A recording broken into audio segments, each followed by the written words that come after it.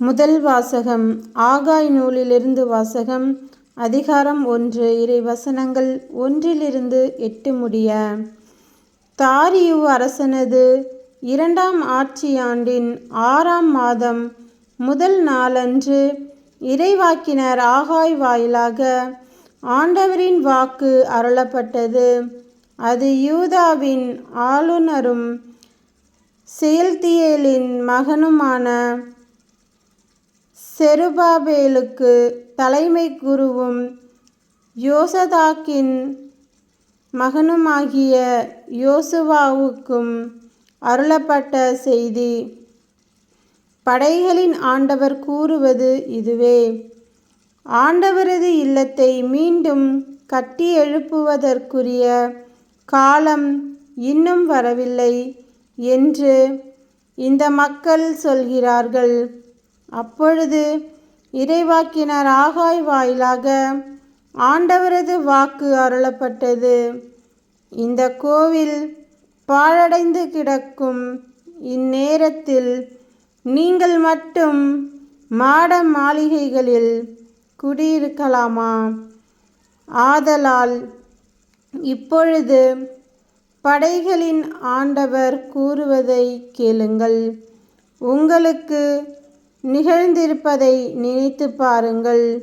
நீங்கள் விதைத்தது மிகுதி, அறுத்ததோ குறைவு. நீங்கள் உண்கிறீர்கள், ஆனால் உங்கள் வயிறு நிரம்புவதில்லை.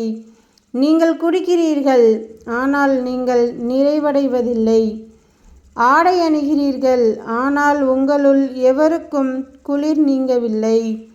வேலையாள்தான் கூலியாக வாங்கிய பணத்தை பொத்தலான பையில் போடுகிறான். உங்களுக்கு நேர்ந்துள்ளதை நினைத்து பாருங்கள் என்று சொல்கிறார் படைகளின் ஆண்டவர். எனவே மலைக்கு சென்று மரம் கொண்டு வாருங்கள். என் இல்லத்தை மீண்டும் கட்டியெழுப்புங்கள்.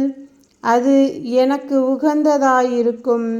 அங்கே நான் மாட்சியுடன் விளங்குவேன் என்று சொல்கிறார் ஆண்டவர். மிகுதியான அறுவடைக்காக காத்திருக்கிறீர்கள். ஆண்டவரின் அருள்வாக்கு. இறைவா, உமக்கு நன்றி. நற்செய்தி வாசகம். புனித லூக்கா எழுதிய நற்செய்தியிலிருந்து வாசகம். அதிகாரம் 9, இறைவசனங்கள் 7-9 முடிய. நிகழ்ந்தவற்றை எல்லாம் குறுநில மன்னன் ஏரோது கேள்வியுற்று மனம் குழம்பினான். ஏனெனில் சிலர் இறந்த யோவான் உயிருடன் எழுப்பப்பட்டார் என்றனர்.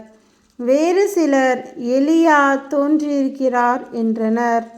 மற்றும் சிலர் முற்காலத்து இறைவாக்கினருள் ஒருவர் உயிர்த்தெழுந்துள்ளார் என்றனர். ஏரோது யோவானின் தலையை நான் வெட்ட செய்தேனே, இவர் யாரோ? இவரை பற்றி இவ்வாறெல்லாம் கேள்விப்படுகிறேனே என்று சொல்லி இயேசுவை காண வாய்ப்பு தேடிக்கொண்டிருந்தான். கிறிஸ்துவின் நற்செய்தி. கிறிஸ்துவே, உமக்கு புகழ்.